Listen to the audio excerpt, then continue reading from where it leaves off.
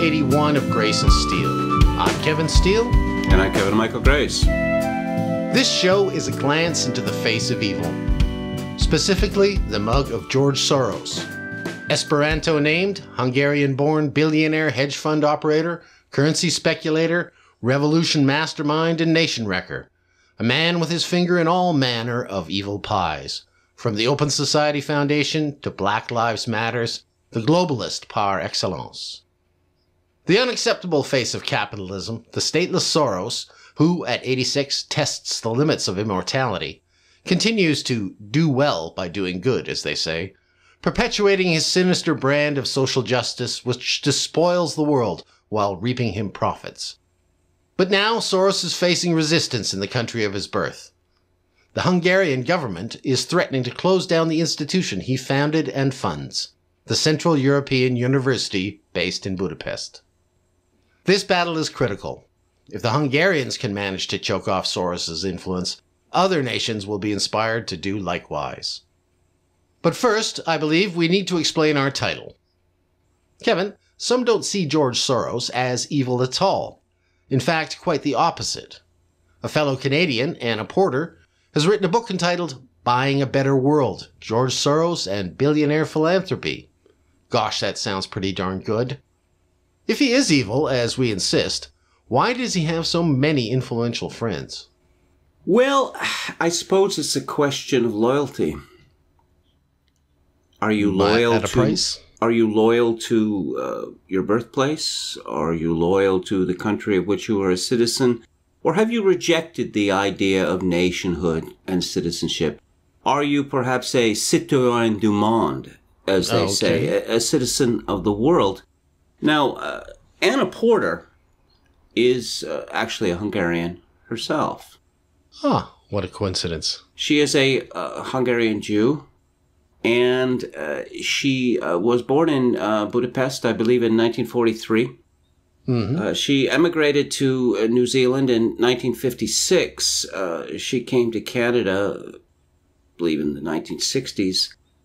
She founded Q Porter Books and thus found herself the publisher of Peter Brimelo's book, The Patriot Game. Now, as she got older, how should I say this?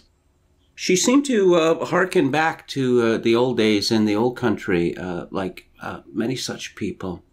And in recent years, she has been Canada's leading propagandist against Viktor Orban, Hungary's leader. And it's always 1942 with such people. The Holocaust is always about to begin again.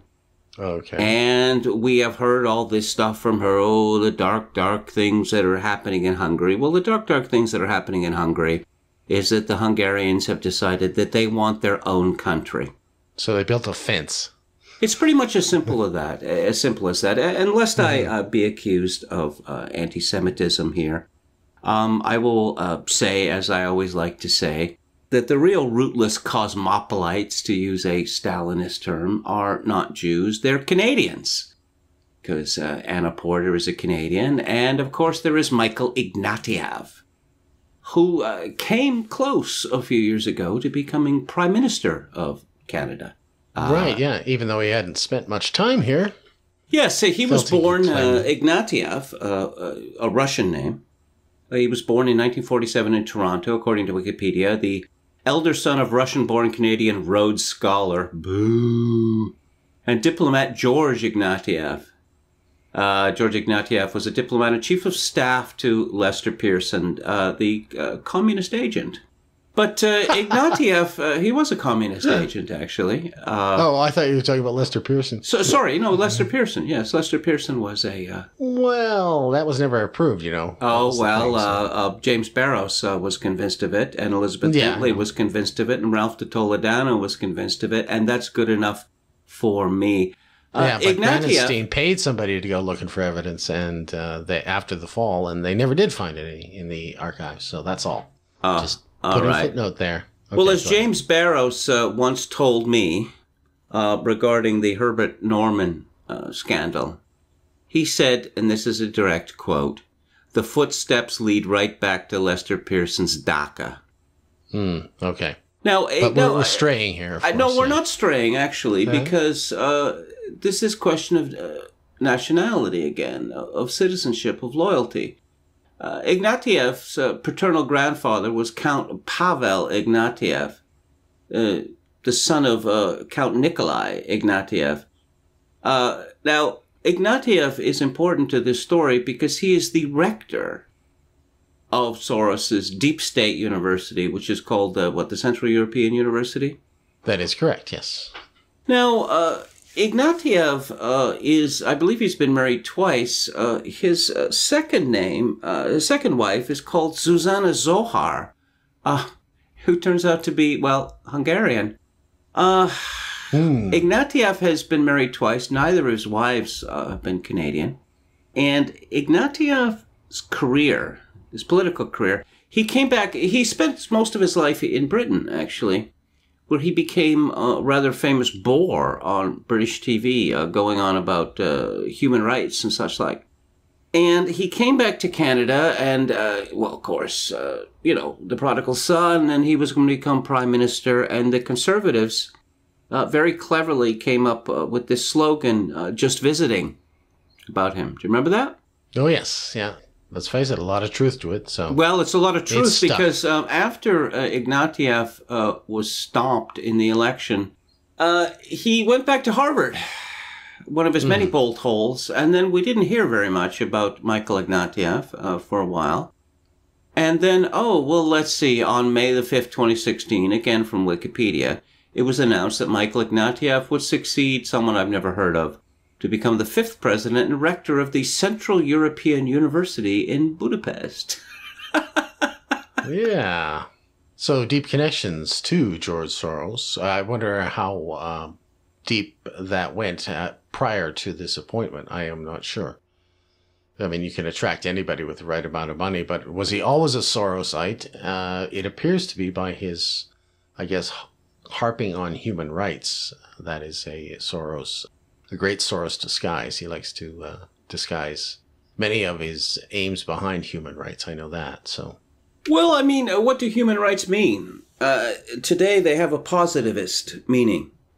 They're whatever governments decide to make. Right. Human rights. They're group rights now, yeah. Well, yeah, so the idea of common law has been trashed. I will mention that there is another Canadian connection to Soros and his deep state university, which is a woman called Chaviva Hozek, yes, who was from Czechoslovakia. Mother was imprisoned in Auschwitz, and she was a very big deal in the Liberal Party of Canada.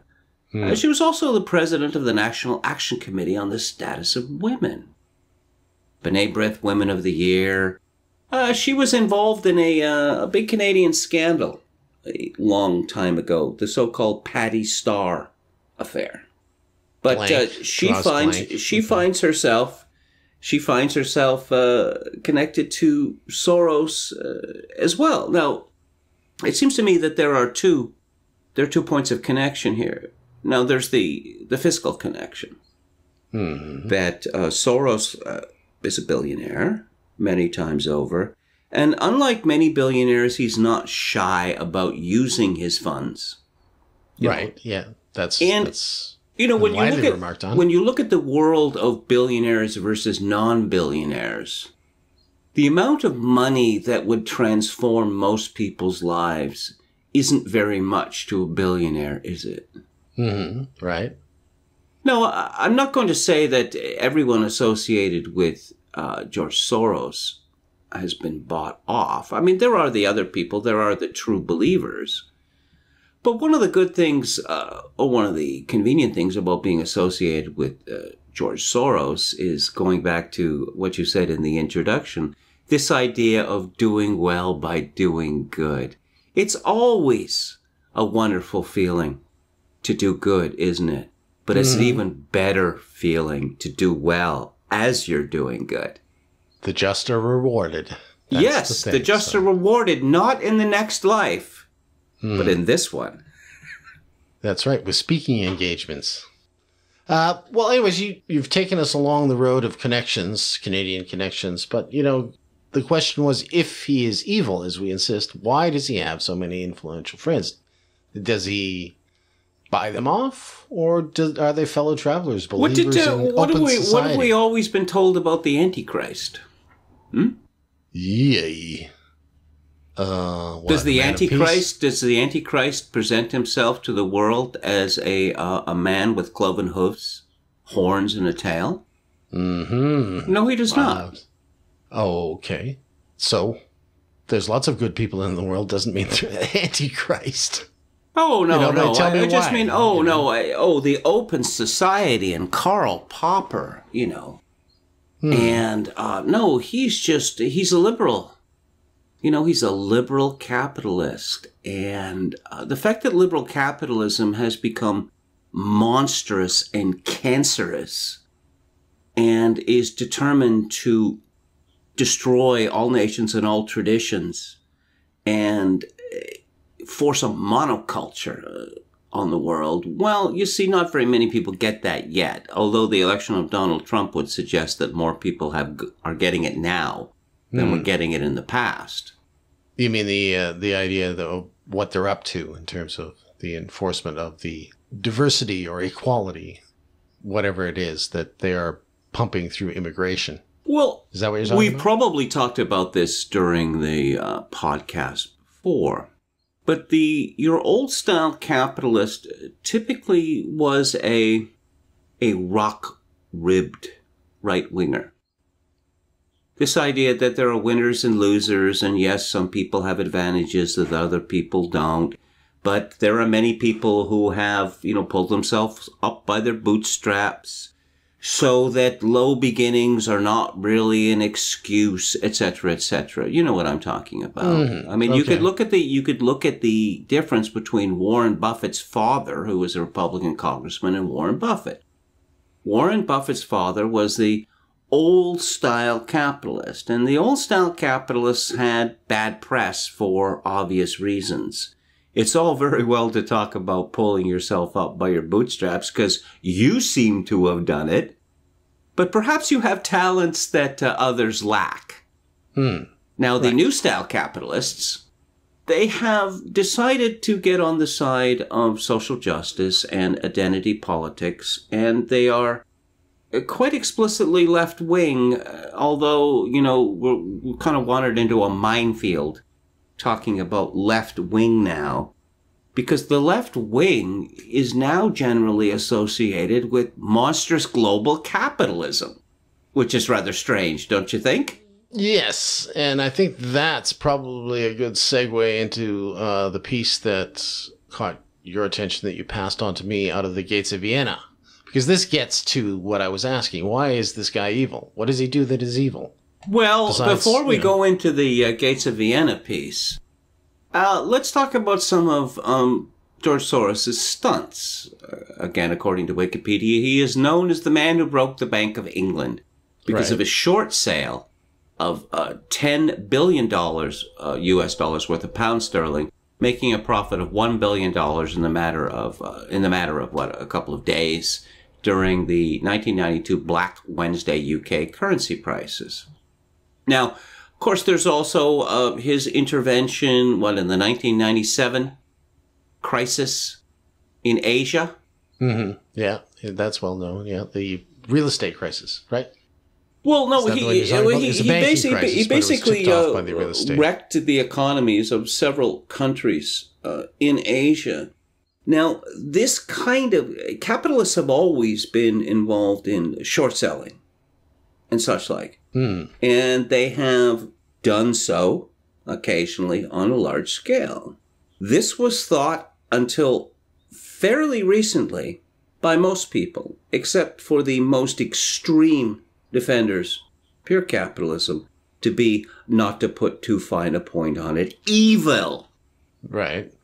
And yet, Soros, his intentions are good because he uses the money that he gets from wrecking economies to do good things like make the world a better place for prostitutes and for heroin addicts.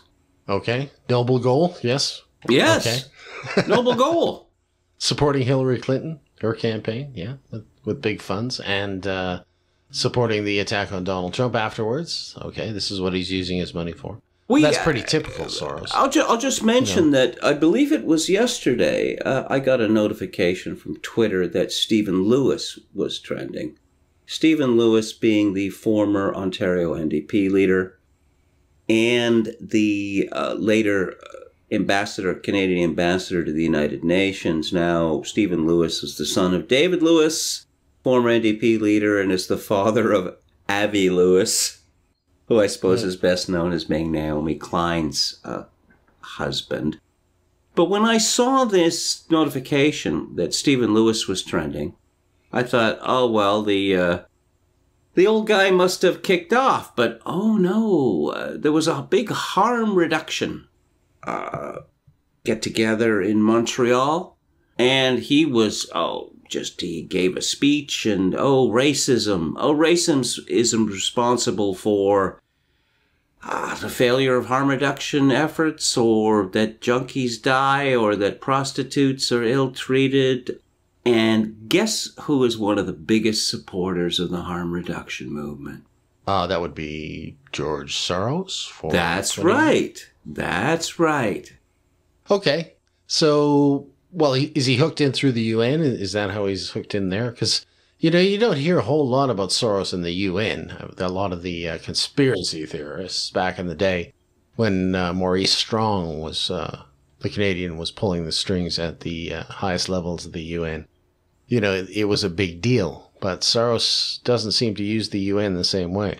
So, I mean, Lewis is just, I guess, a footnote. He was AIDS. Well, no, I mean, Stephen Lewis, after he was appointed Canadian ambassador to the United Nations, I guess they quite liked the fellow, and right. His connections to the United Nations are deep and many. Mm-hmm. Yeah, I think they go back to the Strong days, the Maurice Strong days.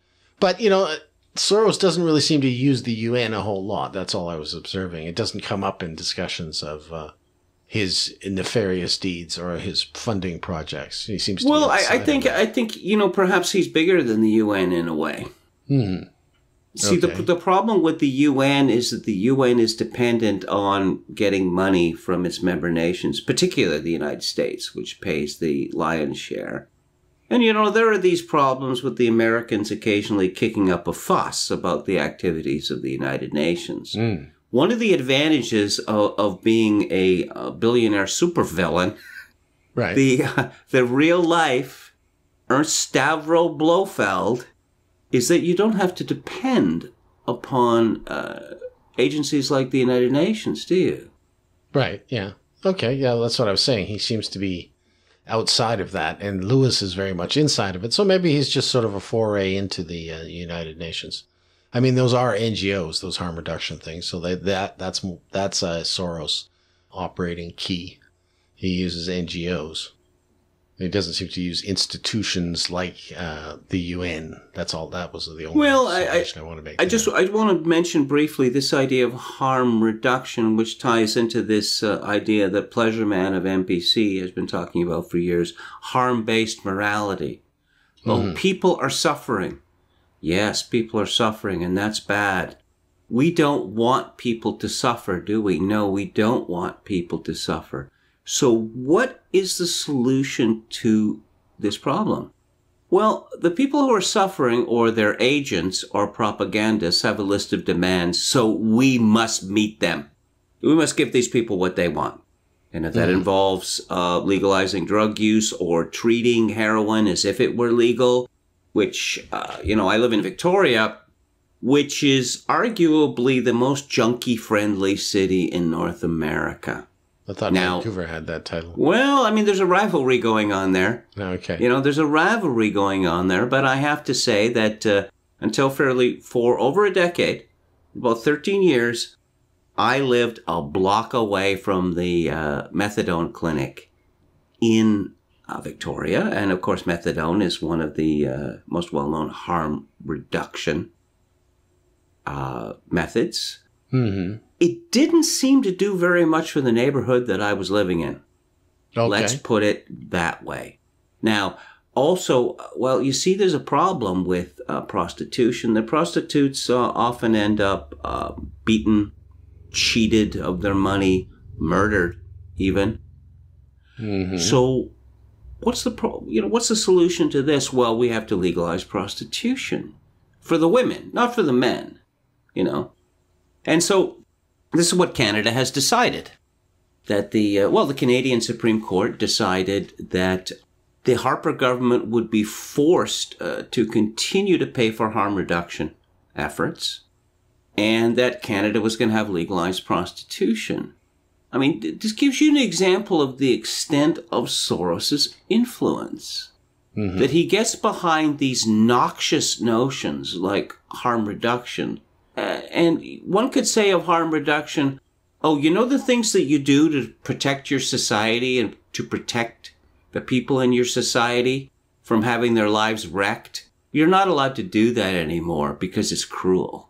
What does it profit Soros to get behind something like this? I mean, it's not like he's the opioid supplier for North America, is he? Well, I don't know how comic book I want to get about this. But you know that... You've already called him the devil. That's not a comic book term, the devil. Yes, I know, but if you look at superheroes and supervillains, they all have origin stories. And typically these origin stories are cataclysmic, are they not? Okay. Yeah. Well, George Soros' origin story was certainly cataclysmic. Budapest in 1944, in 1945.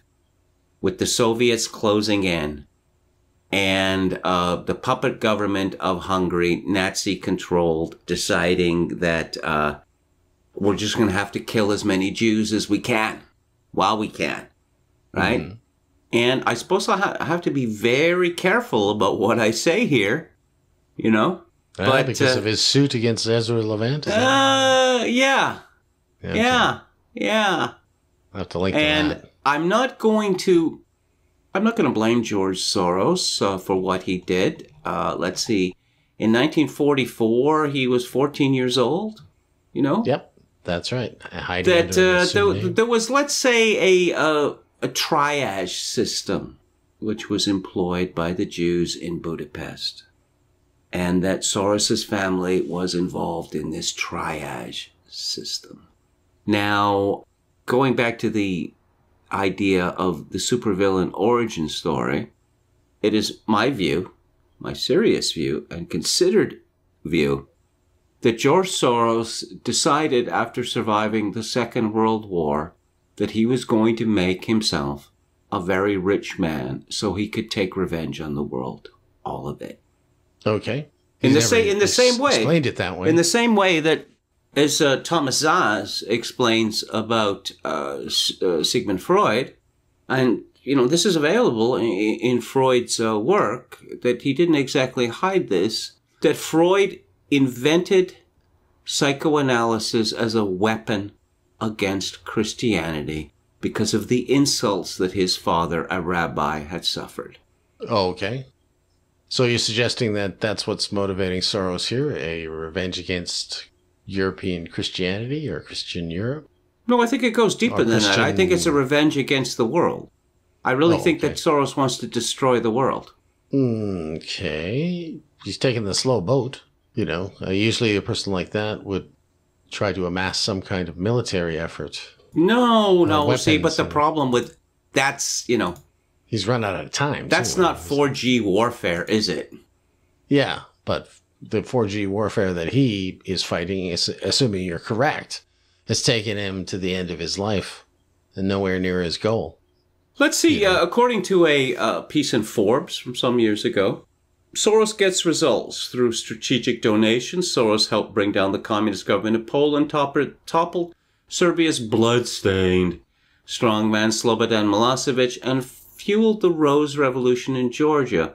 Soros has also funded opposition parties in Azerbaijan, Belarus, Croatia, Georgia, and Macedonia, helping them into either power or prominence. All these countries were once Russian allies. Now, I don't see a mention of Ukraine here, and this bizarre situation in Ukraine, where it is now run by a coalition of Jewish oligarchs and neo-Nazis, is largely Soros' doing.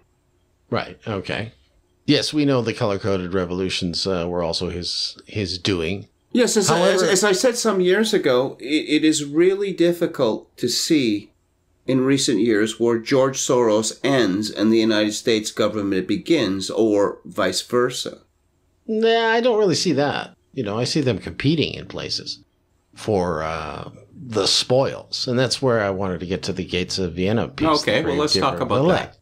Yeah. Now, this is a piece by someone named Maria Schmidt, I believe, and she had once worked at the Central European University. Well, I'll just interrupt briefly to say that, of course, Viktor Orban studied as the result of a George Soros scholarship. Mm-hmm. Yes, so George has helped a lot of people, and they don't like him for it. How do you say that? Anyways, yeah, so she wrote a long article that appeared on a website, Hungarian website, that was translated. Why don't you read the first paragraph? Certainly. Okay. Once upon a time, there was a huge mining complex in the vicinity of Trepča, where gold, silver, zinc, lead, and cadmium were extracted from about 40 different mines. Those mines gave jobs to the people who lived there. One of them, named Zevkan, you're going to have to forgive me for my pronunciations here, in Kosovo, had exceptionally rich quarries. Once upon a time, the International Crisis Group, ICG, which was established in 1995, was a highly respected, expert, independent research and analysis institute, created and operated to avoid wars to build a more peaceful future. Sitting on its board of directors, George Soros, the great philanthropist and part-time humanist, who provides generous donations to ensure its operations. And his son determined that it would be of crucial importance for the future of Kosovo to boost mining production in Trepča. The exploitation of local natural resources would play a large role when Kosovo became independent. The independent ICG experts stated that, very unfortunately, local production was underfinanced and the factories were badly managed and harmful to health and the environment. Oh, and the locals were exploited by Belgrade. Quote, Trepča is the Berlin Wall of Kosovo. For the longest time, it has been the symbol of Serbian tyranny against the Albanians in Kosovo, unquote. They argued professionally. Then war broke out in Kosovo. Do you want me to keep going? Or do you want to talk about what's Yeah, sure. Read the next paragraph. All right. A couple of months later, the local leader of the occupying UN forces, Bernard Kouchner, who came from the Doctors Without Borders organization, also financed by Soros, was shocked to discover that working in the Trepča mines and factories in Zevkan was very harmful to health, especially for children and pregnant mothers. The UN forces therefore immediately expropriated the mines and processing plants, then in a generous gesture, every property in Kosovo. Only because of the coincidence of coincidences were Soros' private investment companies then given the opportunity to invest $50 million in the area. Simultaneously, the U.S. government has committed $100 million collateral as security for investments in the Balkans. There you go. So Soros was selected, it goes on to say he was selected from among 16 other candidates, presumably in an open and fair procurement process. So she says in the next paragraph, Soros and his network used similar methods everywhere, followed the same recipe, and kept the same goals in mind as they operated. When the deal is not lucrative enough, they move on and leave everything behind broken and used up. The mines and downstream plants in Kosovo were recently taken into public ownership, which the northern Kosovo Serbs refused to acknowledge. You see, this is doing well by doing good, isn't it? It is. This is graft on a scale that, politicians of the past would simply have to shake their heads in admiration. This isn't, a situation of, we hear that some highway is being built or an airport is being built, so we'll buy some farmland and, we'll make a profit of, $10, $20, $50, $100,000, right? This is much, much bigger than that. And it's better because in many of the situations like I just described, these people go to their graves worrying that their backroom dealings will be exposed. But with Soros, his backroom dealings are up front because he's helping these poor people of Kosovo or wherever. Yeah, well, the next two paragraphs, I guess, are the critical ones in this article, as far as I can tell. The subhead is the recipe. I'm going to read these two, okay? Yes. Because these are critical, I think. And everybody should memorize these. Okay, the recipe. The recipe is simple. Find a worthwhile business goal. Send forth your civilians, NGOs. Destabilize the area and organize an appropriate media tailwind. Go for chaos, and if you have it, you will be the one to organize the assistance for reconstruction while cherry-picking the most profitable businesses. Break down the borders so they do not obstruct your movement. Break down national sovereignty so the interests of the locals and residents will not slow you down. Buy all the experts with money, scholarships, awards, fame, recognition, hype, whatever the price of someone is. Call them experts, independent, democratic, and progressive. Prevent anybody from uncovering their backing, hide their professional incompetence, just as we have seen it in the scandal about the second time they faked global warming data, as it was an obvious organized forgery. So, buy the local media, TV, radio, daily and weekly newspapers, and the internet portals, rename them as independent too, and pay them to work towards some goals you've identified by you. Make them ballyhooed and reward them well. The media stuffed with money by Soros can be recognized from the way they follow the old Leninist tactic. They always use personal attacks. They never present the case or the allegations. They never argue about the issues. They do not fatigue themselves or the audience with the refutation of ideas. They intimidate people, and if that's not enough, destroy them. Therefore, their journalists and activists are specialists in character assassination. So, that's... Well, keep going. I'll just... Okay. The Soros-type so-called civilian organizations, which he keeps in the manner of gentry, are also the trustees of independence and professionalism. They refer to themselves and each other warmly as an objective organization. Enthusiastically and without complaint, they can be sent into battle at any time, with any goal that is assigned to them by the Soros empire. Soros' unprecedented power and influence derives from these all-encompassing auxiliary troops and cross-border networks. They are moved by him in an organized and coordinated way, occasionally in line with U.S. foreign policy interests, contrary to those interests some other times, often serving them at other times in temporary alliance with local leaders, but always in hope of a lavish profit.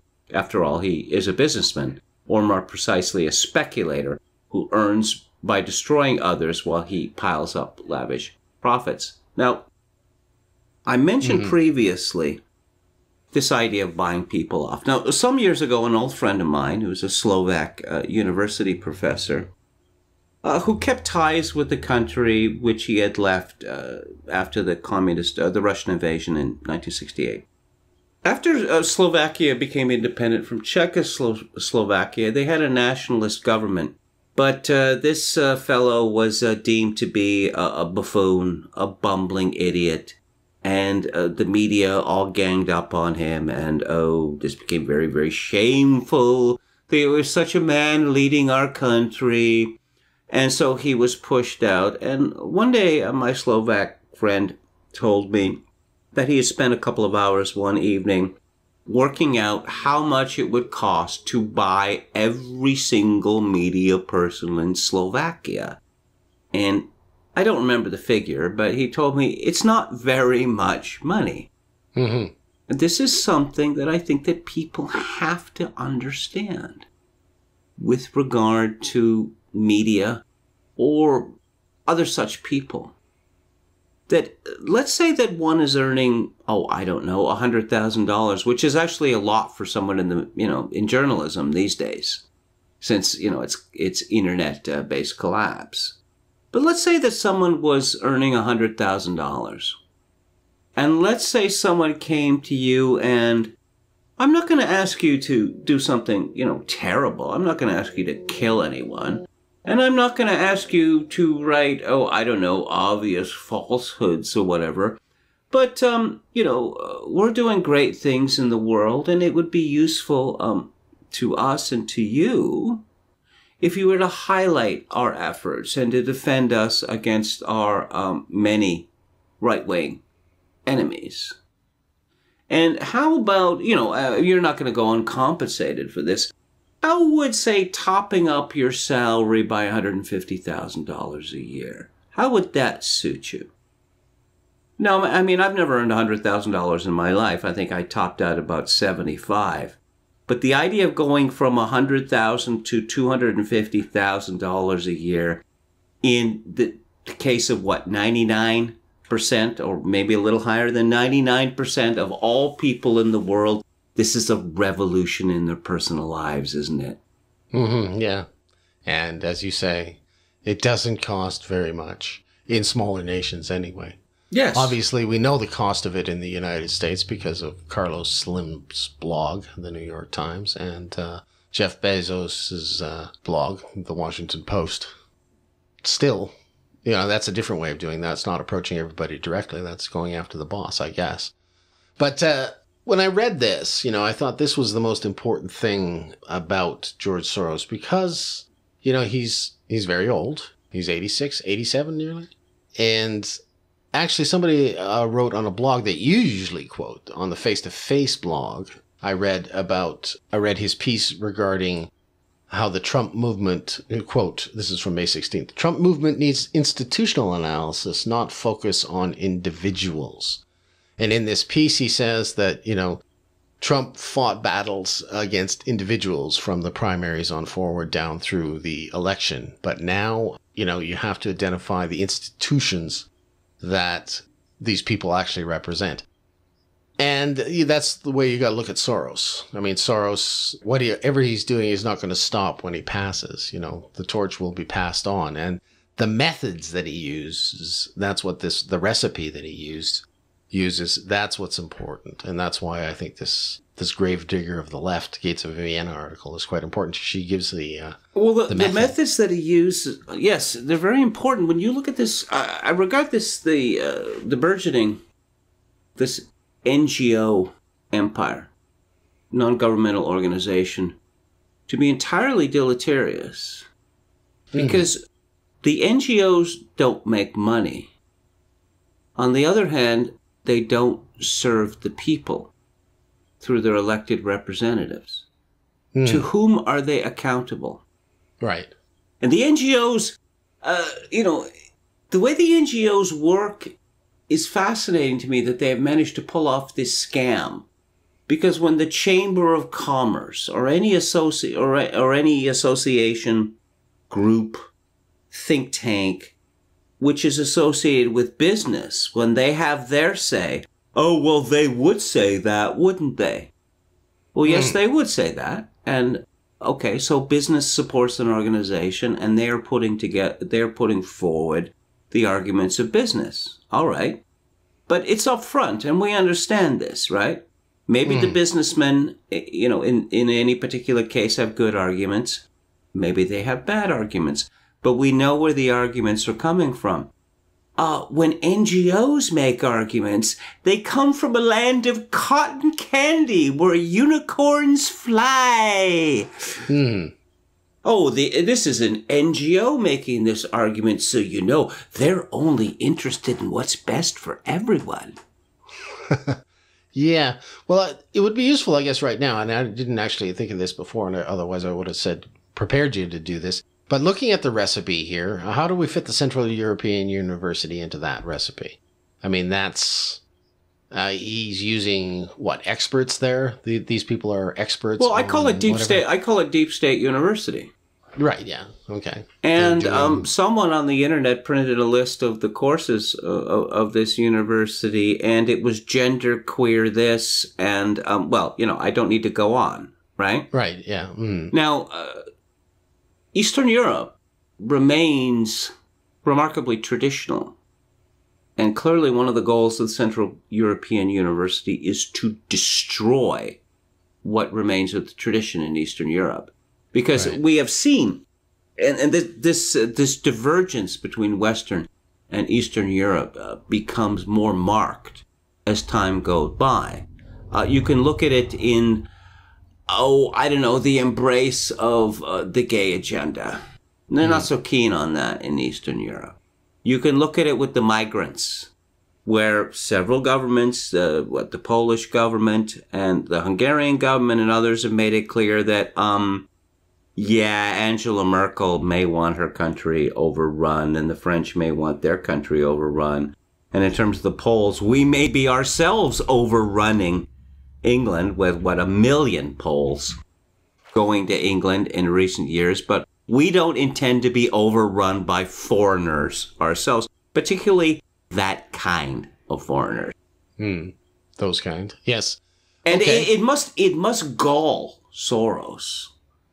I mean, it must really play upon him that his homeland, the place where he started, in Mitteleuropa, Hungary has been identified as the center of the resistance to globalism.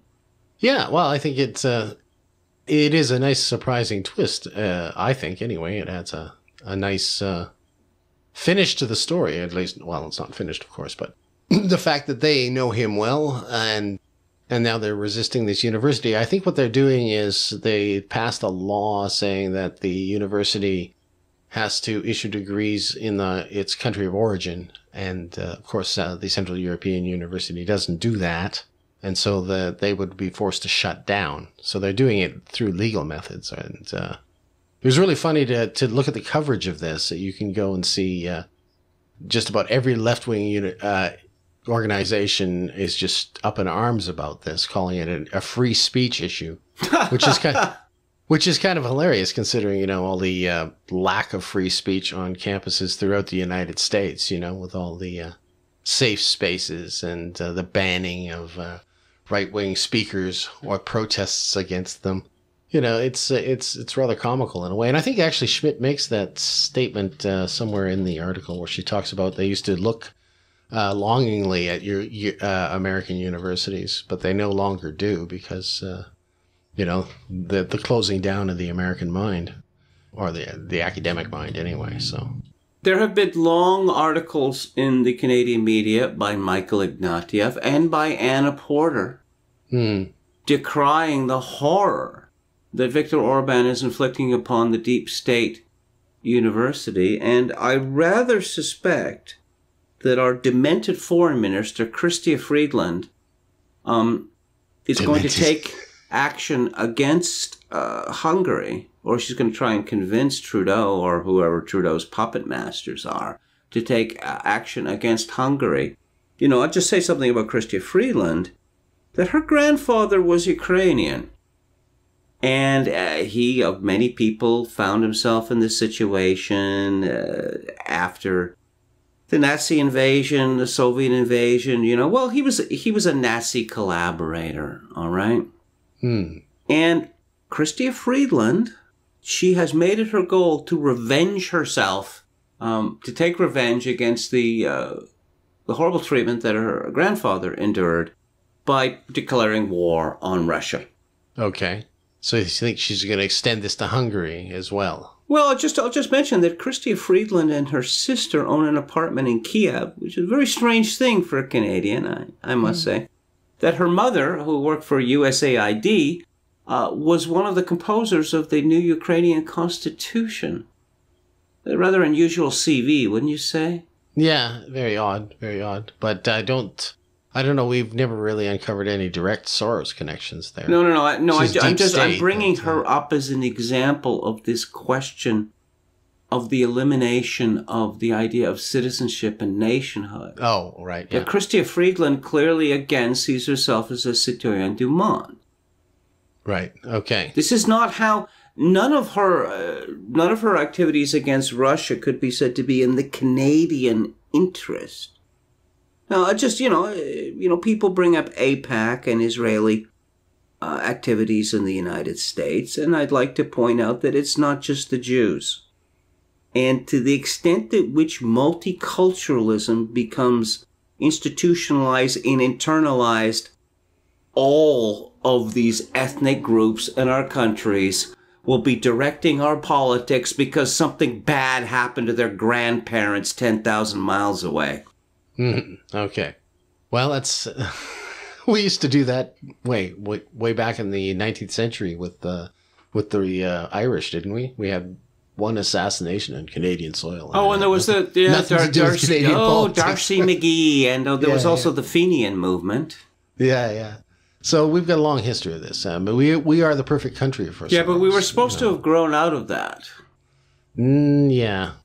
That multiculturalism and this idea of statelessness has resulted in the resurrection of these nasty parochial quarrels that people in Canada and the United States and Britain and Australia and elsewhere had assumed were long dead and buried. Yeah, right. Well, that's just, proximity equals war kind of thing. That's the... diversity proximity. Plus proximity equals war, yes. That's right, yeah. That's how it works. How about circling back to Soros and his methods? At this point, do you as an 86-year-old man continue this onward? I guess there's nothing really stopping you. You must have run into this with certain types of old men, perhaps some women, but mostly men. There's a fellow that we worked for, and I won't mention him by name because he's old and frail now. But you remember that I told you that he reminded me of a shark, that he has to keep swimming or he'll die. Right, yeah. And that's what you see with Soros. Okay, so he continues on. And the other thing, which I've also mentioned to you many times, this idea that you notice that a lot of old people are nasty, and you think, well, maybe that's because, growing old is unpleasant, as I'm, discovering more and more. But I look at it the other way around now. That when you see there's so many people who have lived to an advanced age are nasty, I've come to the conclusion that it's the nastiness keeping them alive. Sure, yeah. Yeah, that's what keeps the blood flowing. That the idea that they need more days on this earth to get revenge against their enemies. But his children are children of privilege, and they have not vowed to destroy the world or get revenge in the world. So what are they going to do? They're going to operate this formula or this recipe simply for profit. Didn't we see a picture of George Soros' son hanging out with the spirit cooking people or something like this? Idle rich guy. I think that's what the last time I saw a picture of that guy. Let's see. Soros has been married 3 times and divorced twice. His first wife was Annalisa Wittschach, an ethnic German immigrant. Okay, they had 3 children, Robert, Andrea, and Jonathan. And Jonathan seems to be the successor. In 1983, he married Susan Weber, 25 years his junior. They have 2 children, Alexander, who's also an up-and-coming shitlib. And he's the guy that was hanging out at Spirit Cooking, I think. Gregory James Soros. Now, in 2008, Soros met his current wife, Tomiko Bolton, 42 years his junior. Tomiko is the daughter of a Japanese-American nurse. These Jews and their yellow fever. It's just so funny. It started off with the German blonde bombshell. Oh, sorry. Go ahead. Yeah. Was she a blonde bombshell? I don't know. I was assuming. Yeah. Okay. So what was the deal with that wife? Did he have any children by her, or no? No. Okay. No. So he has enough heirs to. Well, no. I mean, you notice typically the later wives and the foreign wives, they want children, but you have these. You see this in the Murdoch family, right? Mm-hmm. That the children from the first marriage and the second marriage or whatever, the closer you get to the first marriage, the more resentment against the subsequent marriages, and especially when there's children involved, because they can see their inheritance being diluted. And the fear that the old man, bewitched by, some woman who's still willing to have sex with him is going to, give everything to her and her children if she has any. Right, yeah. Well, just to step away from that. No, I've got to say, I'm just looking at Google image search here, and there's a bunch of pictures of Soros with Tomiko, And she is in the dominant position in all these photographs, where he sat down in a chair and, I don't know, she's looming over him in all of these photographs. Fascinating. Like a nurse. I don't know. Soros looks he looks in pretty good shape in these pics. Right, yeah. Mm-hmm. I mean, again, this is one of the advantages of having, being a billionaire, that, you talk about the best healthcare money can buy. Well, it's not just a cliche. Right, okay. I wanted to raise the point, though, that we had another group of nation wreckers that we have discussed often here, and that is the neocons. Mm-hmm. And I wanted to talk about whether you saw any connection either in method or direct connection in contact personnel between the neocons and Soros. I mean, he's called the grave digger of the left in this article because he basically bought the left, gave them all jobs, gave them something to do. It's just not promoting, leftward it's promoting cultural Marxism for purposes of destruction. The neocons like to blow things up, and, you've called them nihilistic.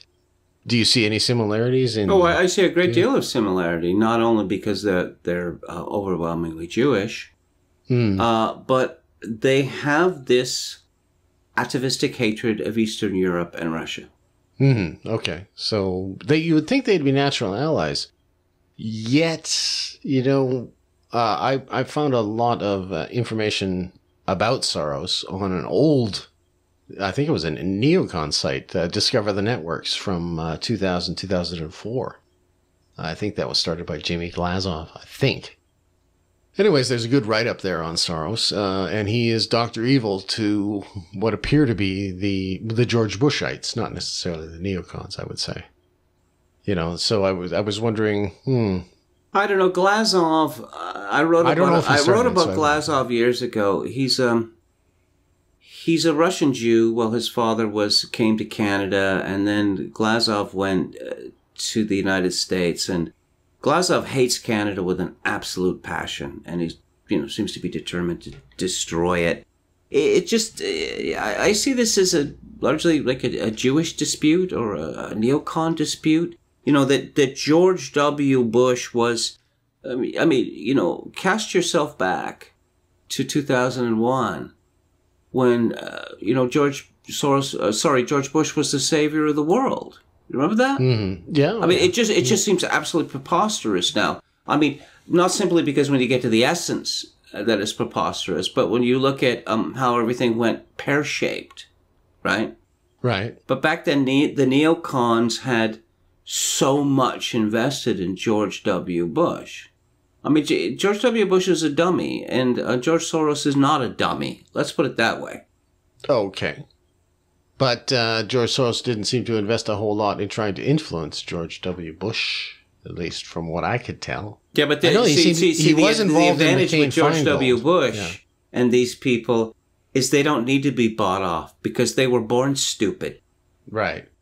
Well, that article on Discover the Networks goes into Soros's influence into the McCain-Feingold finance laws and how he used that law to undermine his enemies.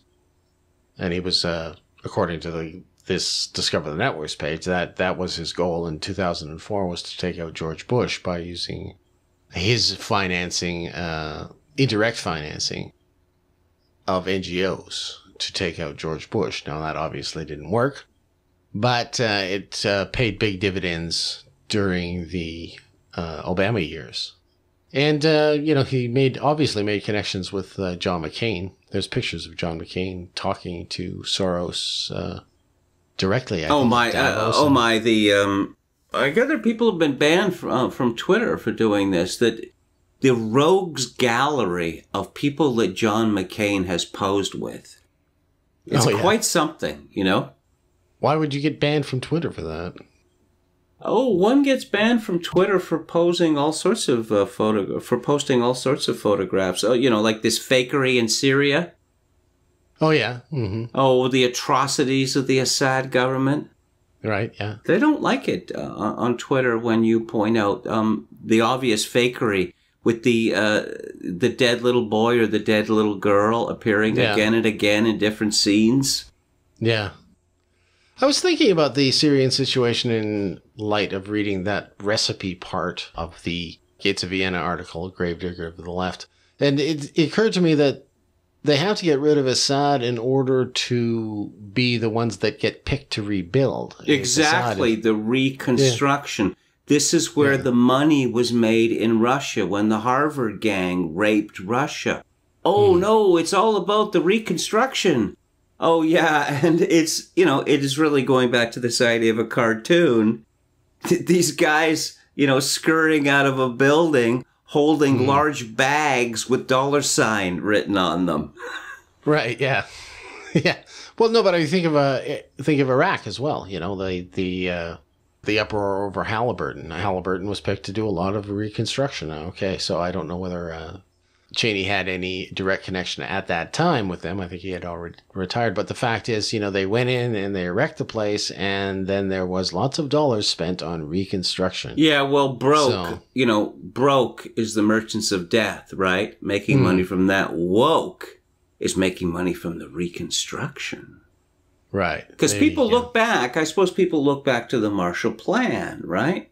Oh, we're in the reconstruction game. Well, look at how the Marshall Plan, look at how well that worked out. So you reconstruction boys, we're going to give you everything you want. Yeah, it's broken. Well, they will go to disaster areas as well, and you know, like Haiti and things like that, and pick up lucrative contracts for reconstruction there. It doesn't have to be necessarily a war that blows the place apart. But there's plenty of money to be made. The problem is, of course, you have to be in line. And you have to have the connections. And I think that's the problem with Syria right now for the Clintonistas and her connections. The fact is they cannot go in there and rebuild because Assad is in the way. So the money will not be made by them.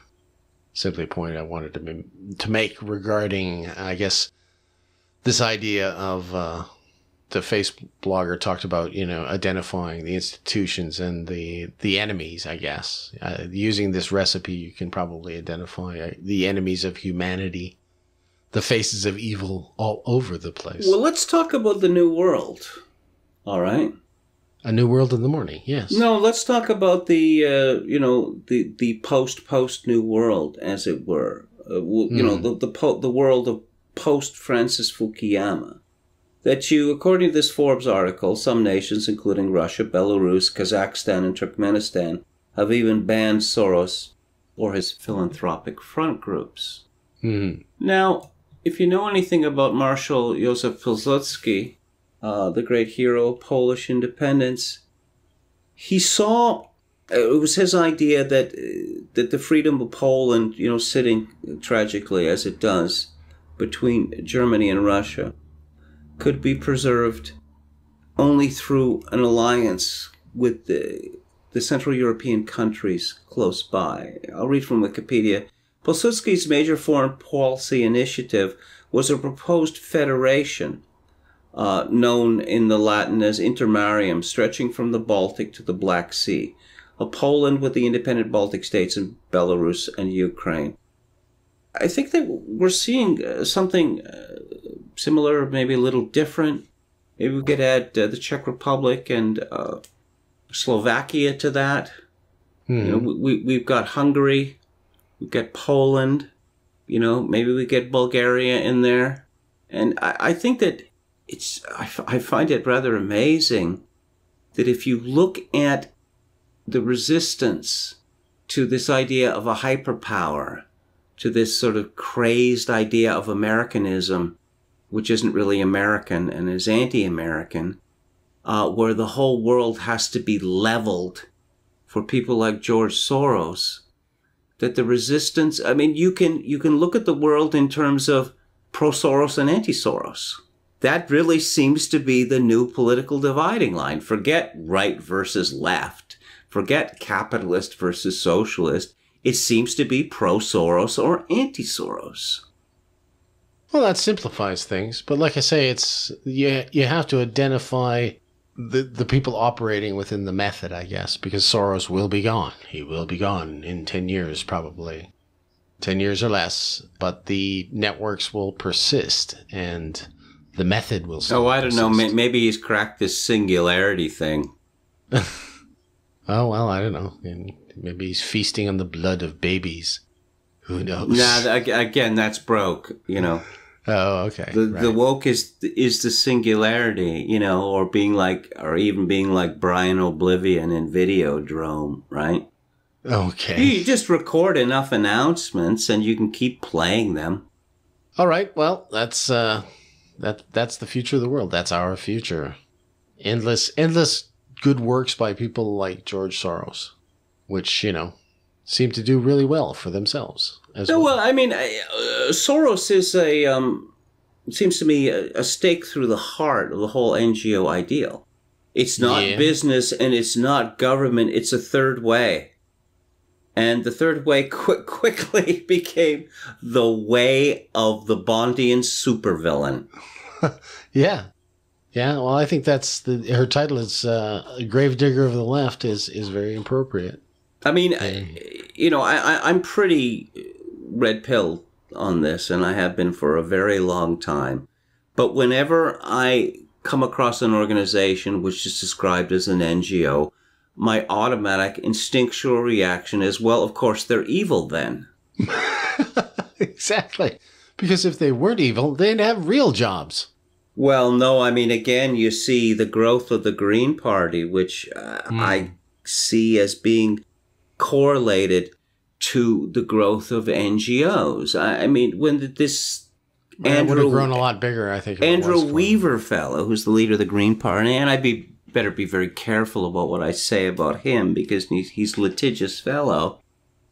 Well, we have these 3 Green Party MLAs in British Columbia, and British Columbia may have decided on a post-industrial future.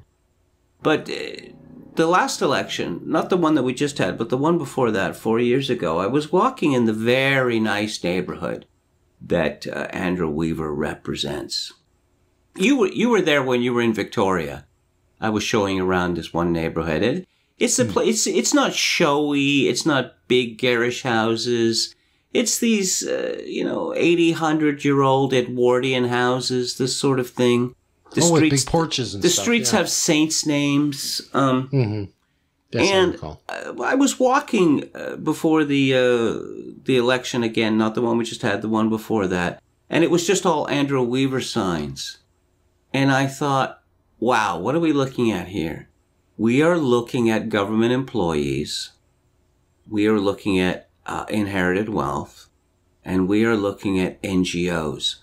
Because no one who works for a living has ever voted for the Green Party. Okay, fair enough. But no, you see, I mean, Victoria could be, harbinger of the future here. Because if you look at what's happened, we're in the deadlock stage now. With neither the Liberal nor the NDP able to take power, with negotiations going on. But there is a very serious possibility that British Columbia has embraced a post-industrial future. Oh, quite possibly, yeah. And the NGOs are at the heart of this. Could be. Maybe that's Soros is the wave of the future. But he's being resisted now, and people are being able to identify. No, but you see the beauty of his method is that, where did you get your money from? Oh, I didn't get my money, from ruthless boardroom coups or from despoiling mommy nature, by drilling oil wells or digging out gold or silver or whatever, I run a foundation, and let's not look too closely at the sources of my money, because these are several generations away from me, right? It's like George Soros was born a billionaire, right? There was no unpleasantness, and let's not talk about him, wrecking the economy of Britain or wrecking the economy of Malaysia, Indonesia, etc. Because George Soros, I mean, he's like a being of pure energy, He has left the nastiness of humanity behind.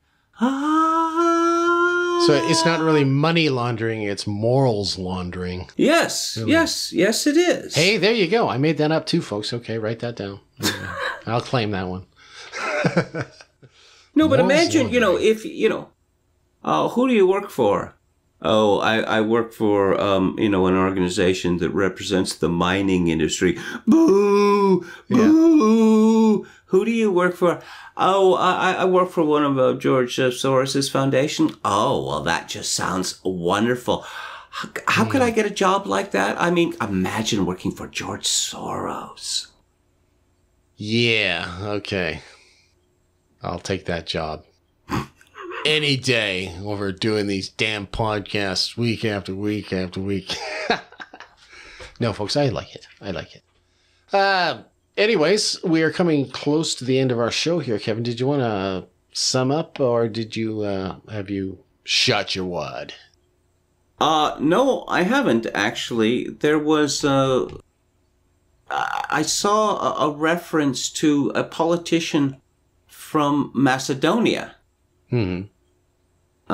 And I thought this was quite good, where what he said was, his name is Nikola Gruevski, who has called for a de-Sorosization of society.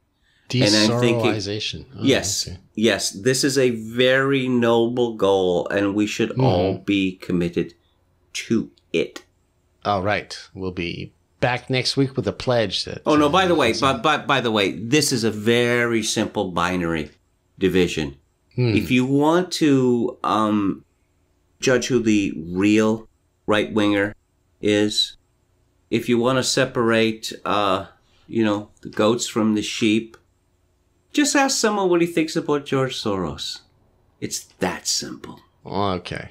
All right. Therefore, a very useful tool this guy is. Tool being the operative word. Okay. I think at this point we are getting close to the end of the show, but we are going to now pause for a very special announcement from Grayson Steele that will explain in some ways why we have taken so long to get this next podcast out, as we've been preparing a special project. So we'll cut in here with that ad. This is Kevin Steele with a special Grayson Steele podcast announcement. After nearly 2 years of podcasting, Two Kevins is setting up a Patreon account to support not only our show, but to provide us with the funding needed to support our expansion into publishing and book writing, both fiction and nonfiction. You can read all about our plan at patreon.com/twokevins. In addition, Patreon donors will be providing ongoing support to Kevin Michael Grace, so he can blog again at The Ambler without the strain of looming financial disaster. Our Patreon page explains our plan to produce 4 books. These are 2 annotated ebooks of existing works, plus 2 original works, 1 fiction and 1 nonfiction. Considerable effort has already been completed on these projects. You can read all about that, too. Now we're asking for Patreon patrons to assist us in bringing our plans to fruition. We are exceedingly grateful for the podcast support we have received from listeners through the PayPal and LibrePay donation buttons on our website at twokevins.com.